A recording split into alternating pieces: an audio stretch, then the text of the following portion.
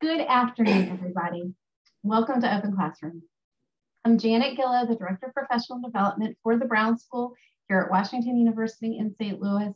We are so happy to have you with us. I just want to briefly acknowledge that it is a snowy winter storm morning kind of day here in St. Louis. Internet connectivity could be an issue.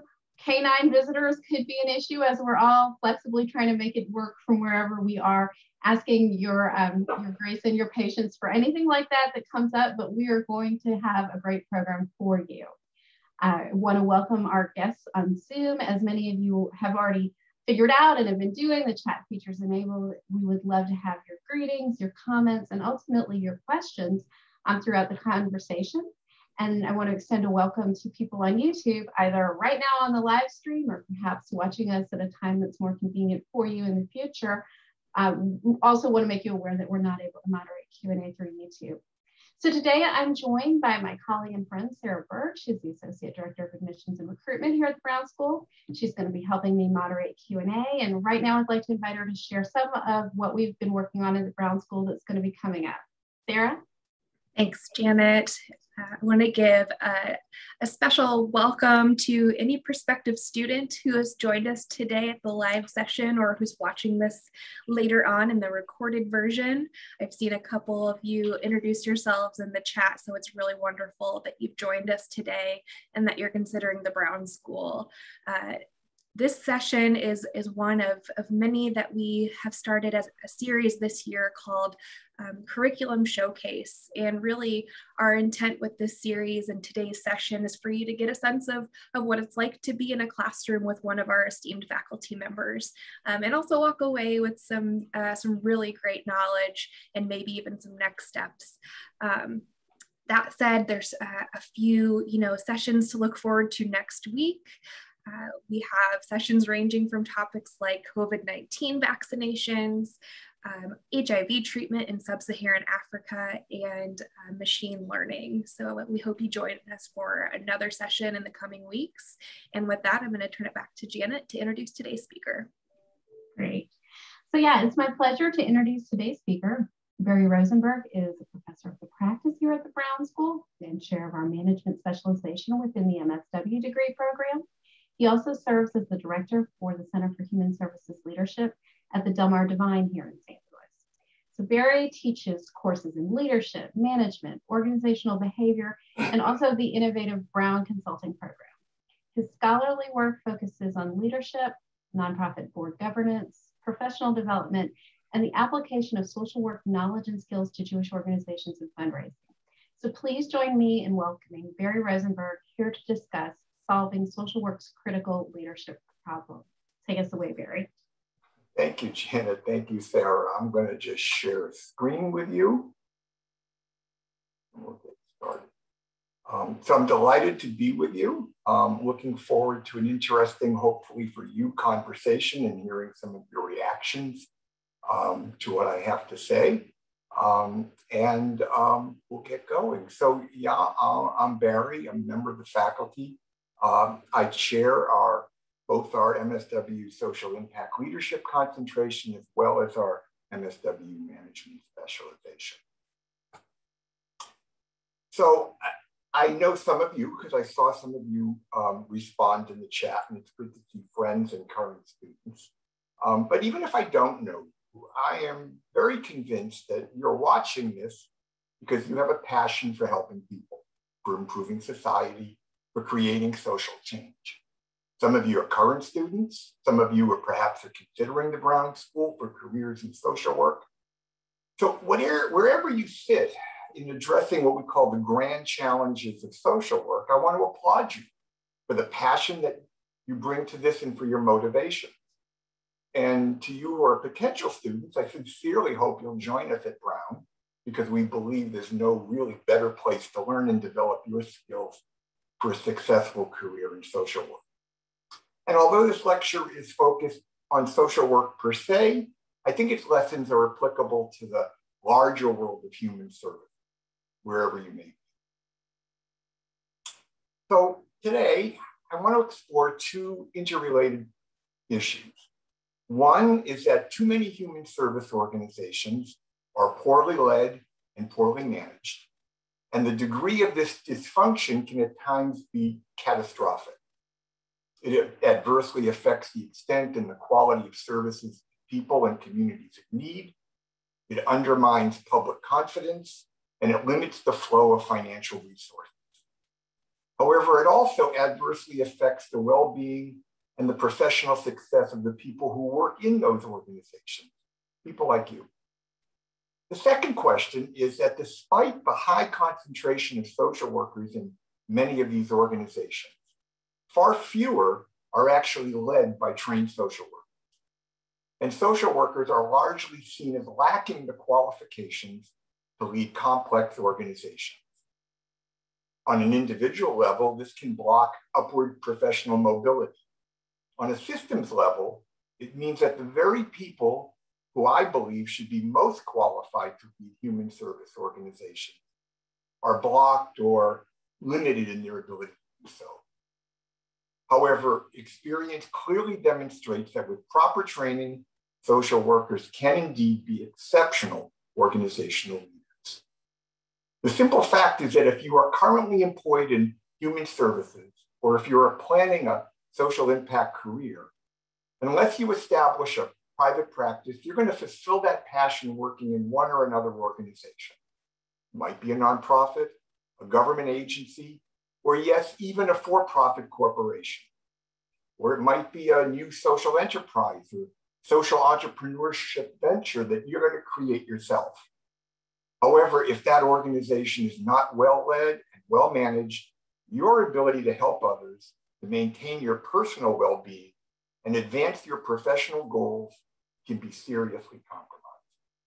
Now, we're going to examine these two issues in some depth, identify some of the underlying reasons and implications, discuss how this affects you, and highlight a little bit about how the Brown School is addressing this problem. But first, let me just tell you a little bit about me so that you'll know where I'm coming from. I received my MSW in 1975 from the State University of New York in Albany. And although I originally thought I was going in a clinical direction, I actually spent my entire 37-year professional career in management and leadership, mostly at the executive director, CEO level. After 4 years of directing the New York office of a national Jewish teen leadership program, I moved to the Jewish Federation world.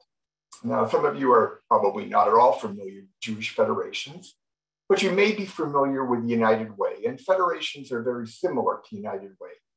They raise funds in a local community, they conduct needs assessments, they establish community priorities, they develop social plans, and then they allocate funds to a wide range of human service and educational organizations that serve both the Jewish and larger communities. And those funds are directed both locally, nationally, and internationally. After 14 years at a Jewish Federation in New Jersey, the final 20 years of my career was spent as the CEO of the Jewish Federation here in St. Louis. It's a large organization. It had annual revenues of about $20 to $25 million, depending on the particular year. Now, I'm really proud that over the course of my career, I played a role in raising hundreds of millions of dollars that provided critical social services locally, in Israel, and around the world.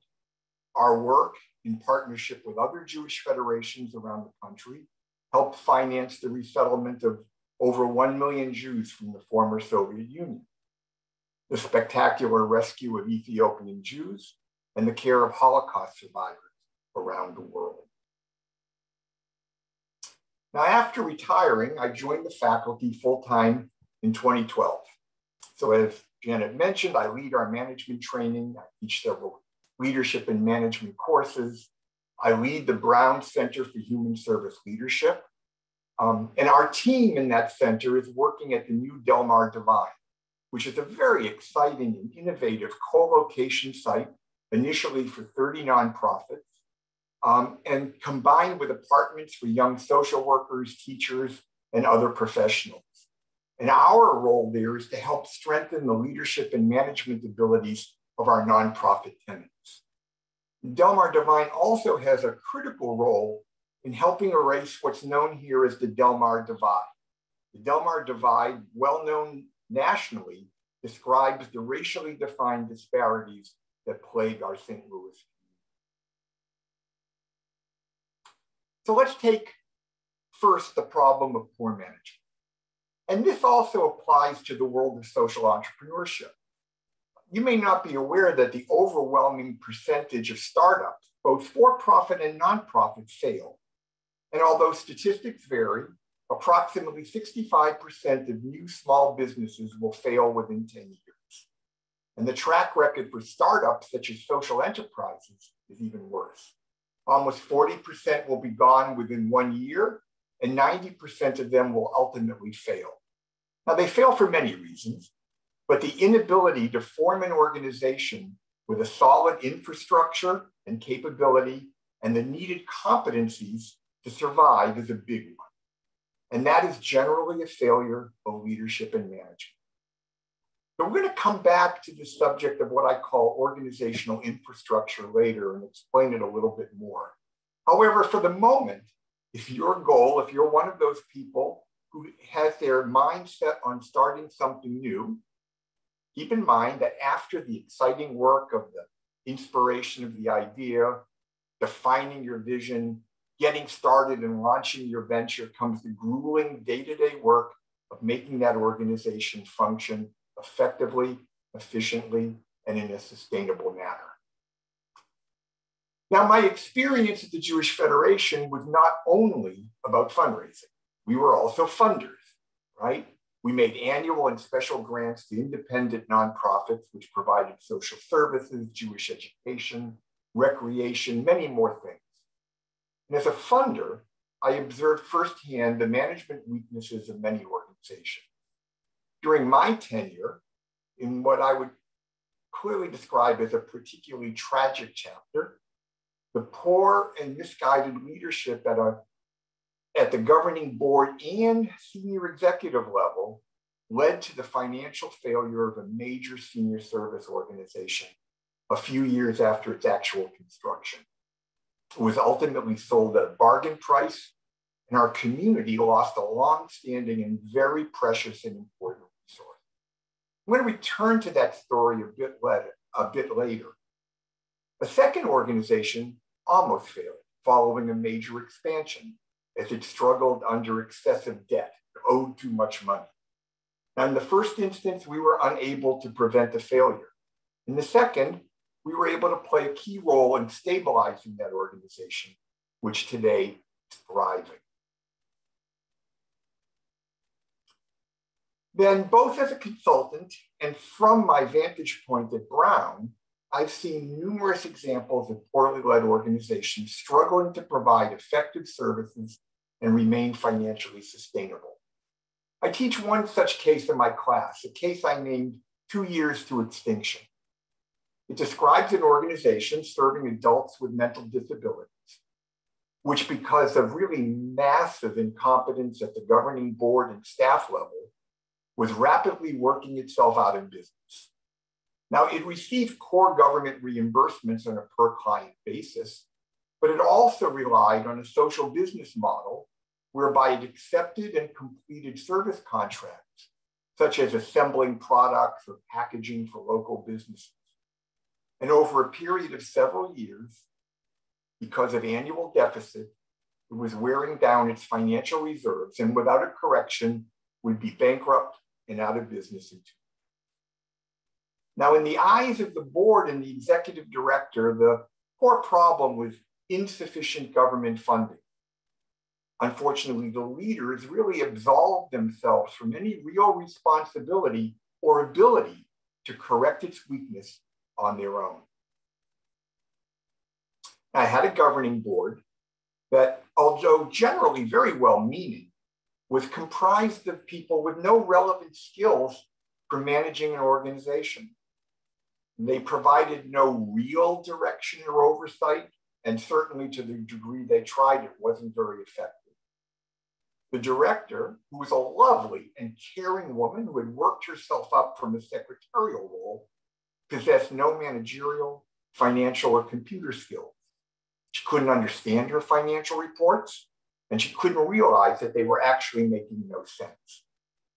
The list of weaknesses, errors, and omissions was ridiculously long, and it included out-of-date and conflicting bylaws and policy manuals, job descriptions that were no longer relevant, nepotism that resulted in excessive but really incompetent administrative staff, poor staff training, which resulted in punitive practices towards some of the clients, a failure to collect the money that was owed them from those contracts, safety violations, no ever evaluation of the executive and board members who were board members in name but weren't showing up. Now, the leadership's default explanation of a lack of sufficient funding is one we often hear too often in human services.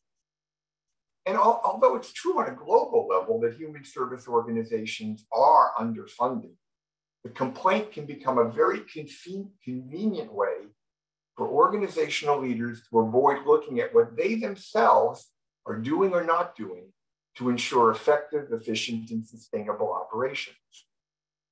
In this case, the government funder and supervisory body insisted in bringing on a consulting team that was able to really confront the leadership with the failures, with their responsibility for them, and ultimately convince them to replace their executive, bring on new board members, institute sound financial practices.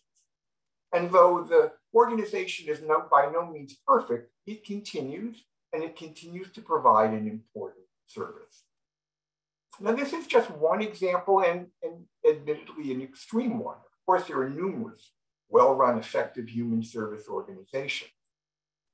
Nonetheless, I can assure you that from my observations and my concerns, that they are echoed by nonprofit consultants, civic leaders, philanthropists, corporate funders. And it's because of numerous stories like this that you'll often hear people argue that the problem is that human service organizations need to be run like a business. And maybe if they need to be run like a business, maybe they need to be run by somebody with an MBA. And the performance problems I'm describing here are certainly not confined to St. Louis. Now, don't get me wrong, running human service organizations is extremely hard. There are many challenges. There are never-ending needs and demands for service. There are constant crises, and our field, as I mentioned before, is generally under-resourced. One of my colleagues described human service leadership as managing in white water, or managing and going down those rapids and trying to keep your boat from tipping over. However, the reality and perception of mismanagement and poor performance is part of the reason that human service organizations are funded at below needed levels. But there's another aspect to this problem, and that is that the dimension of need that we see out there in the world, combined with the passion to serve and make the world better, which I referenced earlier, has led to a significant increase in the number of nonprofits and social entrepreneurship ventures. The number of nonprofits grew 4.5% in the 10 years ending in 2016, and nonprofit employment grew by 18.6% in a similar period. Now, many of these new organizations have created missions for themselves that either duplicate, overlap, or compete with other organizations. And that's all within a resource-constrained environment, right? Many of them are small, with few staff. You're unable to pay competitive wages to attract top-notch talent or to invest in professional development. They find it hard to attract skilled and influential board members, particularly board members that have some financial resources. They often struggle with poor facilities, inadequate financial and data management systems, insufficient program evaluation capacity. Often they lack necessary strategic, financial, human resource management, fundraising, and other essential skills. They often fail to collaborate. Often they experience poor morale, high turnover, and frequent funding crises. And in the worst cases of these, although they manage to hang on and survive, they often do so at the risk of really well-motivated but poor or mediocre services that actually fail to meet human needs or move the needle on complex social problems that we face. And perhaps some of you have been in those organizations or have observed them or even tried to obtain services from those kinds of organizations. Now, this is not to denigrate small organizations and the passion that brings them forward. And many perform valuable functions with minimal resources that may be best exemplified by the growth of mutual aid, self-help organizations that we're seeing more and more in our society. And nor is it to impose a one-style-fits-all of organizational structure and operation. Big is not necessarily better. However, it is also important to recognize that the need for, it's also important to recognize the need for new approaches, new forms of organizations, and the innovative and dynamic energy that new organizations bring. And competition can be helpful. It can challenge others to improve their service. And it's also important to recognize that some of our traditional normative notions of how organizations should function have been shaped predominantly by white culture, and that other models may actually fit different populations and different conditions far better and be more superior. But it is to point out that whatever the size, the mission, or the cultural context, the elements of organizational capacity, such as stable organizational structure, strategic and creative leadership, good planning, skilled, well-trained professionals providing services, the needed technology, well-designed systems and processes, the commitment and the ability to do ongoing evaluation, to create collaborative networks, to have good marketing, all that and much more. These are factors I lump under the title of organizational infrastructure. Okay? They support the services, and they are central. They are central to performing quality service. To me, one of the saddest elements of this picture is that a large proportion of human service leaders have actually resigned themselves to accept this state of affairs, this state of living from crisis to crisis. It's the way it always has been. It's the way it always will be. And that acceptance eliminates both the will and the ability, the agency to see new possibilities which might contribute to its continuing. A well-known article in the Stanford Social Innovation Review entitled "The Nonprofit Starvation Cycle" outlined how three factors conspire to create what we call a vicious cycle that sustains this picture. On the one hand, donors are very reluctant to fund this infrastructure. Most want to see their funds translated into more clients receiving more services and goods. Fundraising and administrative cost ratios are closely watched, and many grant funders will set arbitrarily low allowances for what we call indirect costs, or they're sometimes referred to as overhead. But these are the costs of necessary organizational infrastructure, things like rent, right? Things like training, things like computer systems, things like data management that are not directly involved in providing services, but are necessary to do it well. And then because of strong competitive fundraising pressures, the organizational leaders looking at this situation, they actually become complicit by claiming, oh yeah, we can meet those low overhead allowances, just give us the grant. And they assure us that they will continue to provide superior services. So what do? They underfund their infrastructure. Now, the only way they can cover those costs is through what we call unrestricted fundraising, something that's not tied to a particular program, And any of you who've been involved in fundraising know that's the hardest money to raise, unrestricted funding, right? So that'll push them to invest even more resources in fundraising as opposed to services, or to resort to inefficient fundraising strategies, rather than investing in the competencies that can actually support their mission more effectively. Now, sadly, even without funder pressures, that starvation cycle is also exacerbated by the willingness of a lot of human service leaders, and unfortunately, this is particularly true of us social workers, to sacrifice investments in that infrastructure in order to provide one more unit of service. Now, given the extraordinary human needs that we face, this is truly a noble and worthy objective, but in the long run may be counterproductive. And it further feeds that negative perception of human service management. It's true, social work ethics prioritize our obligation to serve our clients, but they also underemphasize loyalty to organizational needs. However, research will demonstrate that increased investments in infrastructure can improve performance. Now there's a limit, right? When over expenditure can be a waste or a misallocation of resources, right? Luxurious offices, excessive compensation are not warranted. The goal is to find what we would say that sweet spot, where organizations are adequately supported to do their work well so that they can deliver quality services.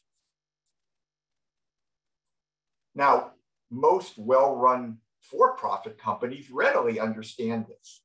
Even as they work to control the cost of their infrastructure, they make investments in personnel and facilities and equipment and data management and marketing and customer service. They understand that these are part and parcel of running a successful business. And when they are neglected, companies lose customers, products fail to perform, companies die. Now, it may be sad that a company or a business that we liked goes out, okay? But companies come and go.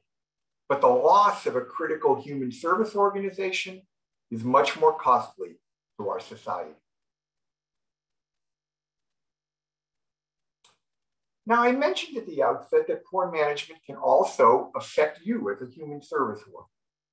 Now, obviously, you're going to be upset if you're working at an organization that's not able to provide quality service and meet social needs. But beyond that, it can compromise your career goals, your well-being, and your satisfaction.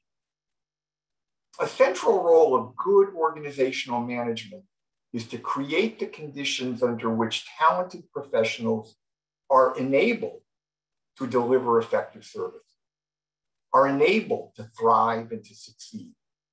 In poorly managed organizations, employees are often overworked and underappreciated. Salaries and benefits are inadequate. The necessary equipment and tools and solid training and supervision are often missing. In a field where the work is often highly emotional, burnout, disillusionment, and turnover are high. Working in poorly managed organizations can be a soul-sucking experience. And in fact, many of the students that come to Brown and study leadership with us do so because they've already worked in poorly managed organizations and understand the need for training and a better way of doing things. They often bring really horror stories to class about their experience. And with all of that, it's really truly a testimony to the social work passion and commitment that so many people actually continue to do the work. And this is not only bad for clients, employees, and community. In my opinion, it's really truly deeply unethical. We live in a world of hurt, and it seems to be getting worse. And people come with complex, multifaceted problems. There's more demand for service than capacity to provide. And if you go across almost all nonprofit or human service organizations, the number one problem they will point to is what? Insufficient funding. Therefore, a dollar spent in an ineffective or inefficient manner is a dollar that's lost forever, right? They're not like plants. They don't grow back. They're not renewable resources. Once poorly spent, they're gone forever. Therefore, to me, quality management of those resources is an ethical imperative. So let's turn to the second problem. The failure of trained social workers to reach top leadership positions in large numbers. And this hasn't always been the case. Certainly in the 1930s, the 40s, the 50s, and into the 60s, human service organizations were largely led by social workers as the executive directors. In fact, an MSW was the preferred degree of entry for management in the two types of organizations in which I worked. In fact, my first employer actually underwrote half of my graduate education, and all I had to do was commit to come back for 2 years. And in prior years, social workers were prominent in national, state, and local social policy arenas. However, as social work has increasingly emphasized clinical, mental health, and other micro-level roles, that dominance began to change. However, it's not just that interest turned to mental health. It also reflects perceptions of poor performance. Weak performance and social work have been seen as together in the popular mind. Burton Gummer, one of my former professors, wrote, "There is a perception among many in the public arena that social workers have neither the technical skills nor the personal traits needed to manage large public organizations." Other research has documented the preference of nonprofit board of directors leaders to hire MBAs over MSWs. Although we might be praised for our direct practice skills, when most people think about organizational leadership, they turn to the MBA, or maybe a Master of Public Administration, or maybe a Master of Nonprofit Organizations, or in many, many cases, no advanced training at all. In one study of 99 executive leaders, only 25 held advanced degrees in management, and of those, only 5 were MSWs. Actually, when I meet people and tell them that I teach leadership and management at Washington University, they usually respond, "Oh, you're at the Olin School of Business, right?" In the popular mind, social work and management just don't compete. Of course, there's nothing wrong with MBAs leading human service organizations. As that old line goes, some of my best friends are MBAs. And here at Brown, we offer an MSW MBA joint degree program. Many MBA trained executives do an excellent job. In reality, most leadership and management knowledge and skills are actually generic. They can be applied in numerous settings. But organizational context, the distinguishing factors of the mission, size, the resources, the environment, these matter greatly. The management guru Warren Bennis famously said, you have to master the context, meaning your leadership style and your management decisions must be made in a contingent manner based on the unique context in which you're operating. What's right for one organization is wrong for the next.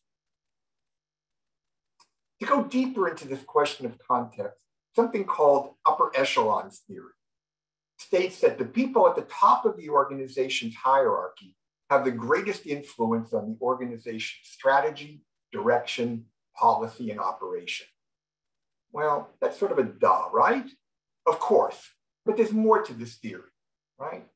The theory also states that people's approach to leadership is heavily shaped by the trajectory of their education and career path, right?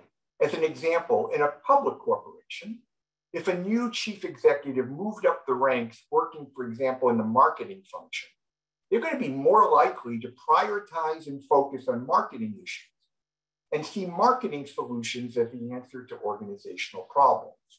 Likewise, if their career trajectory was in the finance area, they're going to be more likely to prioritize financial issues and solutions. It's something like the old joke. If the only tool you have is a hammer, every problem looks like a nail.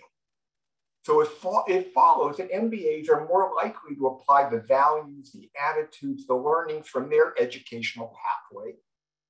Now, MBA programs are largely oriented toward preparing students to work in large, highly competitive, market-based corporations, not the comparatively small, community-based organizations that require a high degree of interorganizational collaboration in which most of us work. Moreover, MBAs don't receive the broad education in social issues, social policy, human behavior, community development, and the grounding in social work ethics and social justice values that are the hallmark of an MSW education. As an illustration, the Bridgespan Group documented the challenges that for-profit corporate executives face when they tried to transition into the nonprofit world. Although they may be motivated by social impact, they report finding it very difficult to first both understand and then to adjust to the realities of the nonprofit context.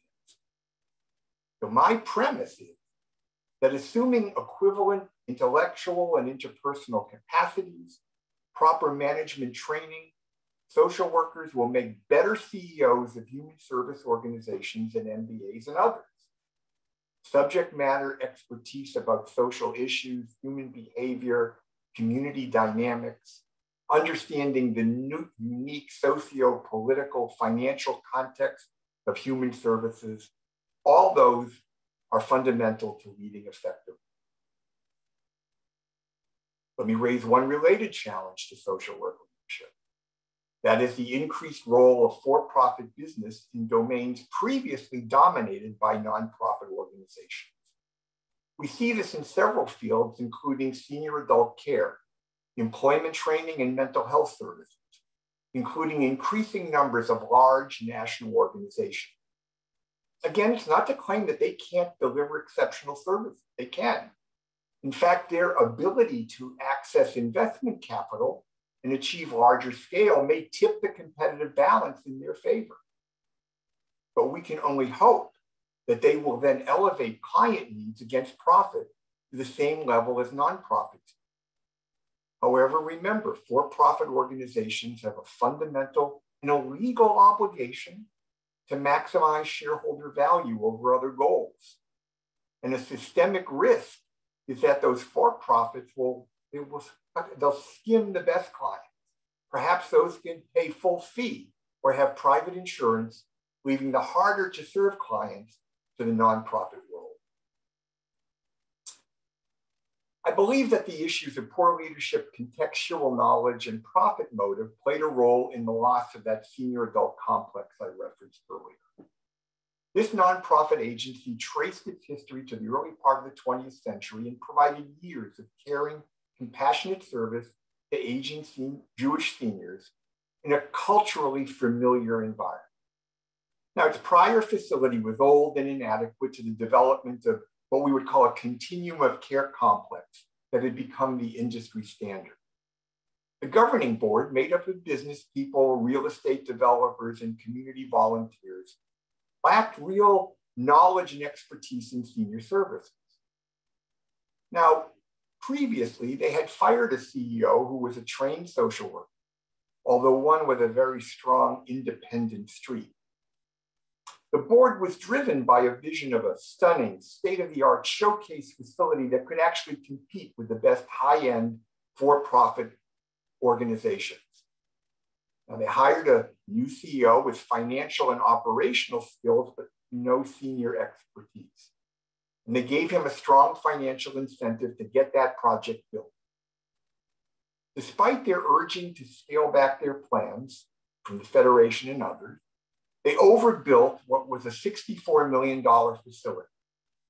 They ended up offering the wrong mix of services to attract clients and compensation. They were unable to raise the sufficient funds to build the facility.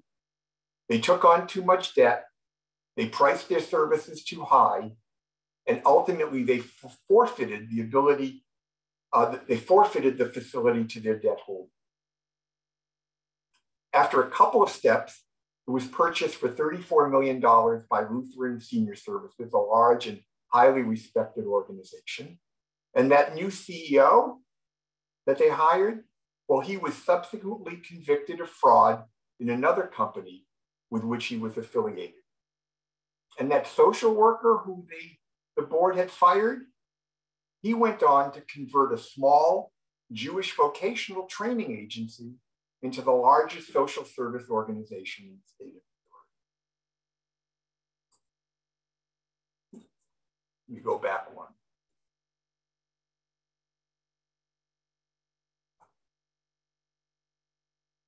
I know my computer's a little slow, so I hope that's not giving you any trouble.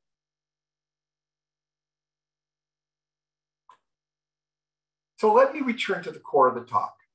The twin problems of poor performance and limited number of social worker executives are playing out at a time when there's actually a serious pipeline challenge and insufficient numbers of trained and skilled professionals who are ready to fill positions that are being vacated by an aging group of executives. As a result, Karen Hopkins at Maryland and her colleagues noted that, quote, many human service professionals find themselves thrust into managerial and leadership positions without the knowledge and skills necessary to be effective. So beyond negative perceptions of social workers as leaders, why isn't social work filling the gap? Well, most social work students express little interest, and most social work schools offer little or no education in organizational behavior, leadership, management, or entrepreneurship. The great majority of students seek direct practice roles, and many schools only offer a direct service track. Students don't recognize the relevance of management to their work and often resent required management courses. Our accrediting body, the Council in Social Work Education, reported that only 2.4% of MSW students focused their studies on management or administration. An additional 2.7 chose concentrations that combine community planning and community organization with management. However, I really question how much of that focused on management. And the profession at large seriously underemphasizes leadership. You will find few sessions and very little research on management topics at the major social work conventions. ACOSA, the professional association formerly known as the Association for Community Organization and Social Administration, recently replaced social administration in the name with social action. Some social workers think management is really incompatible with social work. Fortunately, there is a relatively new organization, the Network for Social Work Management, that is beginning to take up some of that need. Complicating the lack of interest, many people don't seem to think or recognize that formal training is actually important. And that's largely because of the traditional normative paths to management in social work agencies. In this model, for many, many years, when you graduate, you start out as a direct practice worker, maybe clinical, school social worker, or community organizer. If you're good, you get promoted to a supervisory role, and then eventually to senior management. However, if there's no formal training at the graduate level, and in most organizations, there's been minimal in-service training, well, people find themselves, as Hopkins noted, thrust into positions for which they were unprepared. So they try to learn on the job, but they don't have time. They are in highly stressful positions. So maybe they read Harvard Business Review or subscribe to a podcast or a blog, but mostly they learn from other people, many of whom were also untrained and maybe modeled poor behavior. I had that experience myself, right? I had no management courses in grad school, but after I graduated in my first job, I was hired as a director of a program. I had staff, a board of directors, a facility to manage, a budget, finance, fundraising responsibilities, volunteers. I attended some training programs, but it wasn't really until I came to Brown and I had the time to really read and to think and to learn that I started to understand and develop a really strong evidence-based framework for management. So why the resistance, right? Why the resistance? Well, there's absolutely nothing wrong with wanting a direct practice role. However, in many cases, the idea never recurred to the students, right? The dominant image of social work is direct practice, and others fear that they don't have the stereotyped leadership personality that they think it's important for leadership. However, I think that there are three factors that seem to present barriers to many social workers, either seeking or being open to training in leadership and management. One is discomfort with money. A 1978 study highlighted that social workers expressed negative feelings and were uncomfortable talking about money, and many still are. Now, whether this relates to perceptions of how money can corrupt or other factors, we find that many, if not most, students avoid learning about managing money for themselves or their organizations. And that's another reason why few want to get involved in fundraising. Closely related is discomfort with business, right? And negative attitudes about business. And that perhaps is more understandable because as social activists, we often see our role in opposition to the marketplace. And the third seems to be discomfort about power and associations of power with oppression, coercion, and inequity. And this is a concern that's very understandable to us as social activists. So I'd like to stop for a moment and take a little poll and get your response to these three questions.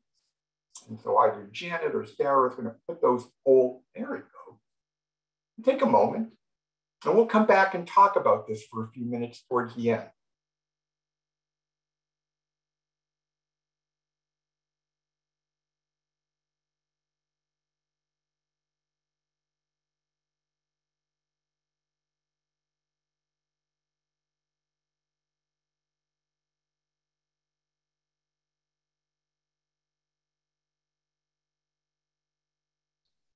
I'm going to give folks like 20 more seconds to, I've got more than half the room has responded already, but I don't want to rush folks.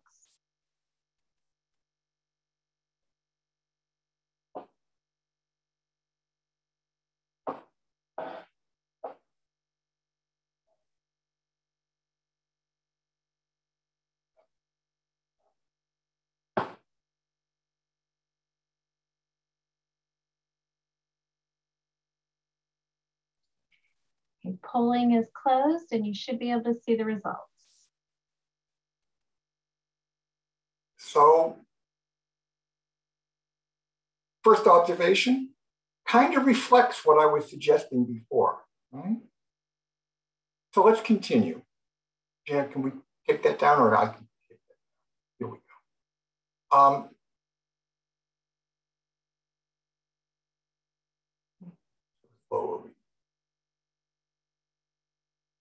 So let's just reflect on a few things in terms of these three issues. As we know, no money, no mission. And poor financial management is the quickest way to ruin your career and the biggest obstacle to winning support from funders. Business skills, practices, they're essentially generic. They can be used for good, they can be used for bad. Our goal is to make sure they're used well and with the proper application to our human service context. And power is a very complex issue, right? And it brings up all kinds of feelings. But we can think about power as potential to influence great outcomes, right? We can use that sort of from our high school physics, that power is potential energy. Influence is kinetic energy, right? And that power becomes necessary if we want to do good, if we want to change things, particularly if we want to take on systemic issues, particularly considering the power of the forces that often oppose us. The question I would ask you is, if I could give you a magic wand, right, where you could immediately eliminate, right, poverty, discrimination, domestic violence, if I could give you that power, would you take it? Because isn't that what we're really here for as social workers and as change makers?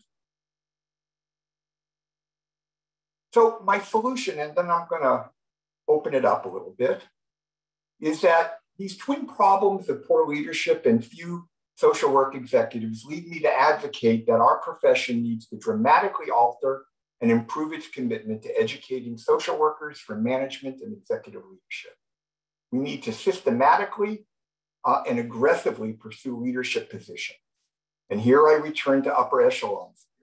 If we want human service organizations to reflect our deepest commitment to social justice values, if we want to operate in accord with context-specific, evidence-based knowledge of social problems and the best social interventions, if we want them to center client experience, empower community-based decision-making, and shift inequitable power balances, then we need to be in the positions that have the greatest ability to affect those outcomes, those at the top of the organizational hierarchy. And there's one other reason, because our history shows that within 2 to 3 years of graduation, we will almost all have leadership and management responsibilities.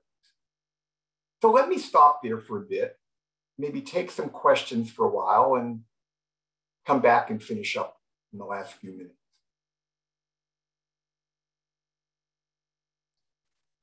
Barry, thank you so much for all that information. I also want to thank our audience. You definitely, your points resonated / hit nerves with people as they, felt their own experiences of being under-resourced, set up to fail, not trained. So much of what was going on in the chat as you were speaking was anecdotes validating what you were saying, and then also some really beautiful support that people were offering each other.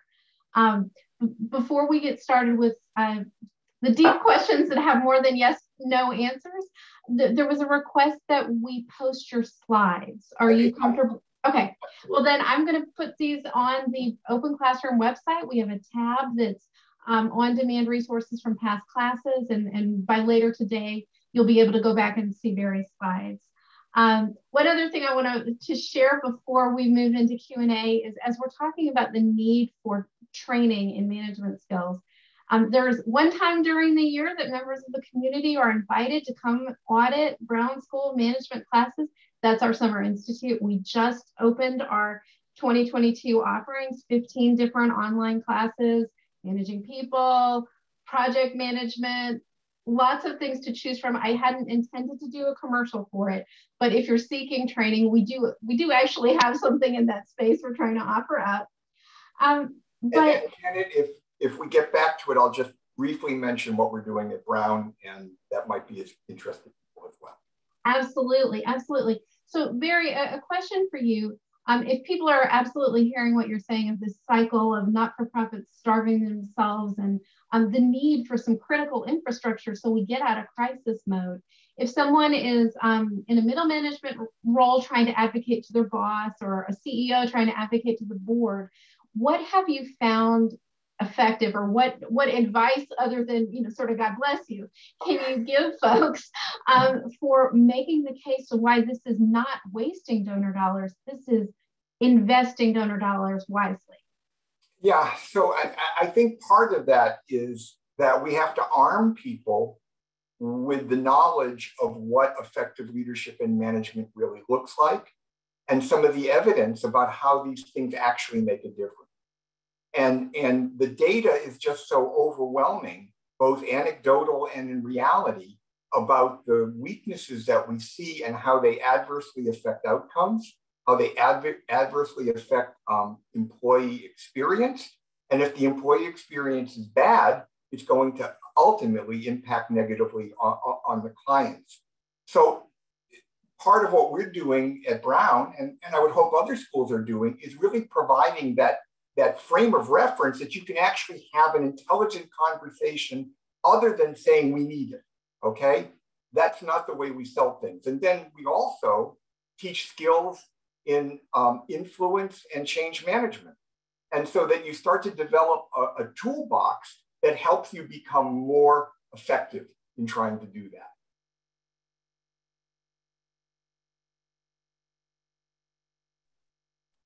I'm getting the dreaded unstable internet message. So hopefully you all can hear me, but thank you so much for that response, Barry.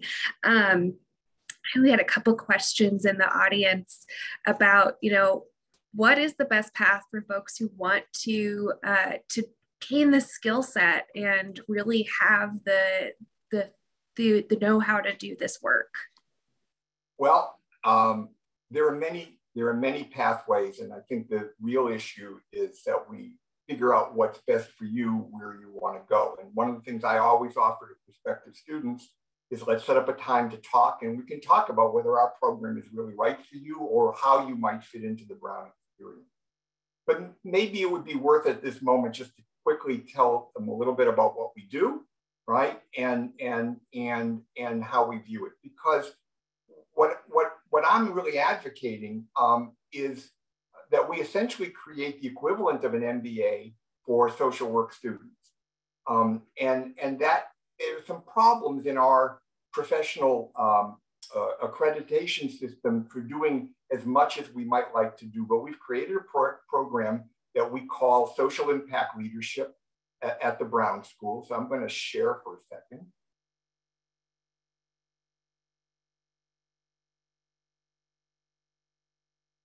And hopefully you can see that again, right? So just a little bit of context, right? We've had a specialization since 1984 in management. We were the first social work school in the country to have a specialization in social entrepreneurship. All of our students have to take some coursework in management and leadership. We have a variety of ways of doing it so that if you're mental health, you can do it in a way that aligns with mental health interests. We have this new social impact leadership concentration that focuses on leadership and management and entrepreneurship.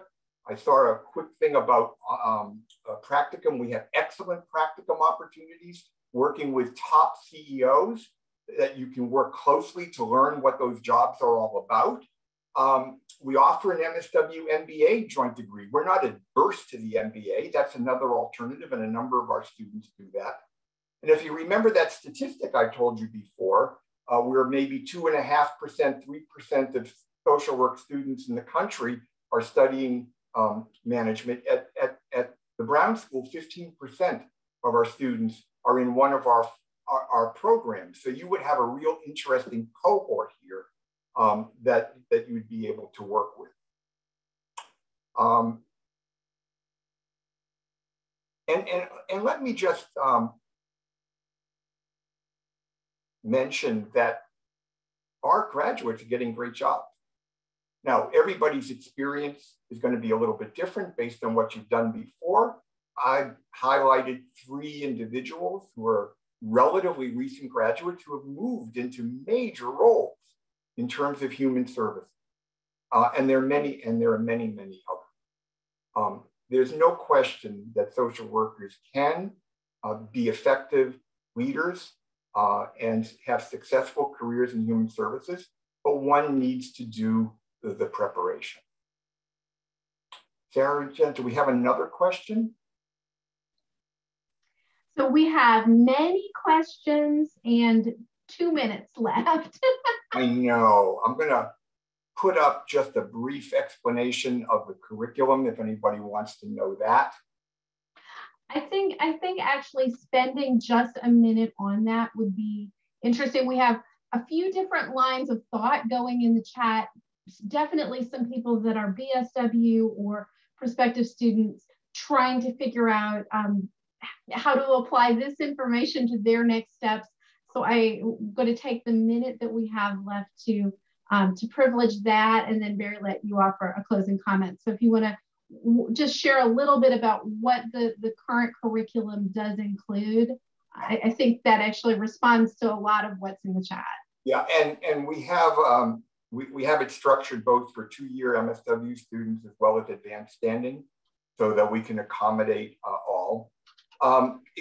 It's built around a core set of ideas that span the totality of organizational leadership. So more traditional organizational management and leadership, and social entrepreneurship and innovation. And I work with our colleague who is our professor of practice in social entrepreneurship. We start that program together with an intensive course that we co-teach that provides sort of the background, the theory, the concepts, and the issues that are going to then play into their practice courses. Then they choose 1 or 2 tracks to focus on a little bit more, and that's basically one course, either more traditional management and leadership or entrepreneurship. Everybody takes a course in financial management. Every person takes a course in human resource management. Everybody takes a course in revenue development and communication.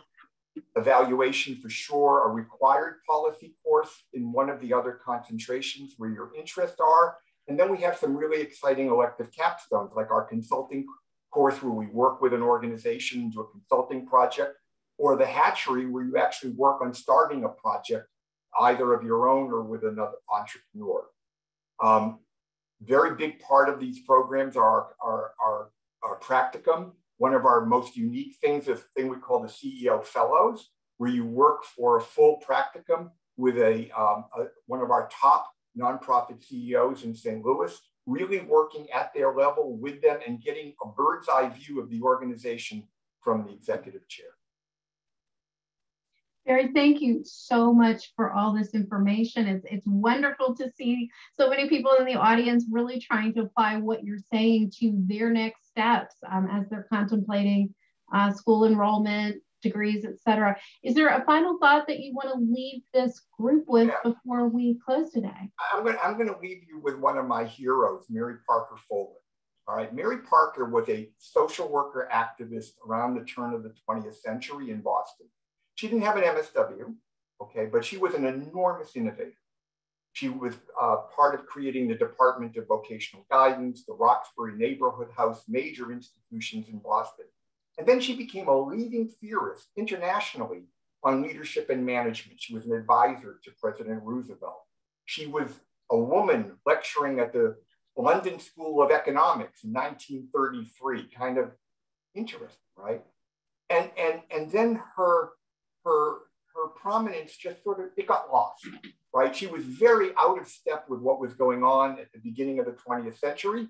It got lost and now it's coming back. People are beginning to understand her understanding about an empowering, human resource enabled systemic approach to leadership and management. And now you're starting to see her referenced in many people. So if anybody says social workers can't be great leaders, I point to Barry Parker. Well, I would also point to you, Barry, because you're a social worker with quite a track record.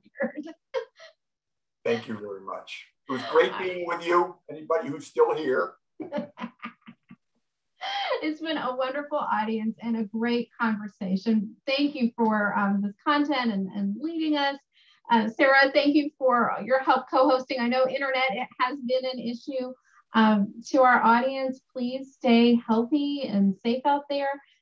Prospective students, as Sarah has put her information in the chat, we would love to be able to address your questions individually, and we will hope to see you at another open classroom again very soon. See you soon, everybody. Goodbye now.